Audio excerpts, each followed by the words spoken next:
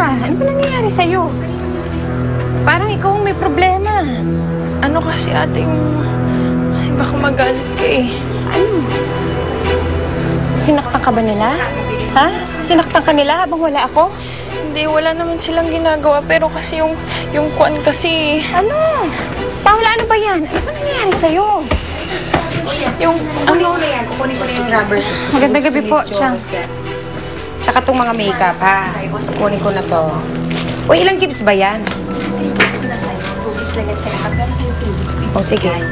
Nako, magbibigay na ako ngayon ng unang bayad. At baka may masabi ka pa, nako ha. Ikaw pa. O, ayan. Naiwan sa akin. Saan niyo ho nakuha yung pambili ng mga yan? Bakit? Mukha ba akong walang pera? Alam, ikaw kung makapagsalita ka, para ako may kinuha sa'yo. Hoy, wala akong ninanakaw, ha? Naku po, Chang, kasi nagtatanong lang naman mo si Paula. Baka naman hindi yun ang ibig sabihin niya. Paula, ano? Pasok sa isip Sige mo. na, lumakad ka na. Oo, iwanan mo na to. Yung pera kasi pinatago mo sa akin, nawawala eh. Ano, pinagbibintangan mo ko, ha? Ha? Naku, ha? Sasamain ka sa akin. May pruweba ka ba? Eh, sila lang naman ni Joros yung nandito sa bahay eh. Tsaka ano ngayon? nakapasok sa kwarto. Ha? May pruweba ka? Ha? Ama na! Tama na ako nasasaktan na yung kapatid ko! Sabihan mo yung kapatid mo. Huwag ako pagbibintangan. Hihilain ko dilaan yan, eh. Napakasinungaling. Saan na nga, Pio? Ta?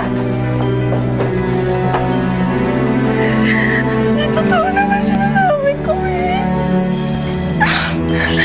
Ate, ako nagtidisney. Maayos na tsinelas, wala akong pambili dahil nag-iipon tayo para kay tatay.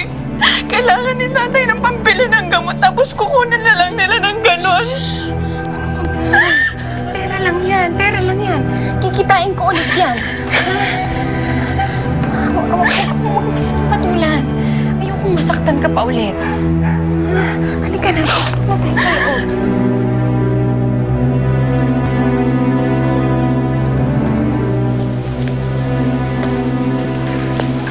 Helen. Sandali lang, Helen. O, ayan. Dinagdagan ko na yan, ha? Baka naman ikwento mo pa sa ibang nalalaman mo.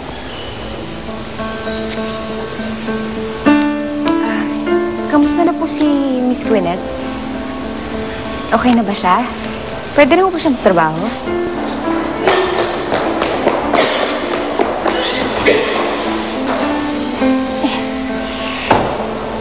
Hindi na tuloy?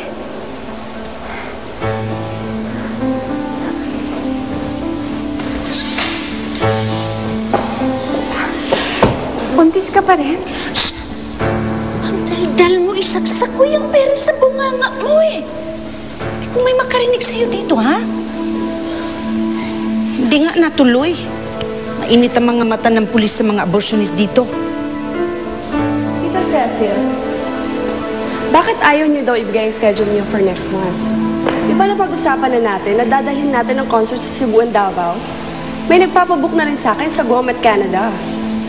Huwag mong sabihin sa akin, ngayon pa kayo magpapahinga. Naku, I'm so sorry. Bianca, ha? Mayroon lang kasing commercial na isushoot si Gwyneth sa States. Babalik din kami kaagad. Promise, we shall return, ha? Ipabook mo na yung Guam at Canada. Ituloy na natin yan. Siguraduhin niyo lang, Tita Cecil. Ayaw kong mapahiya. Sabi na ang promise eh.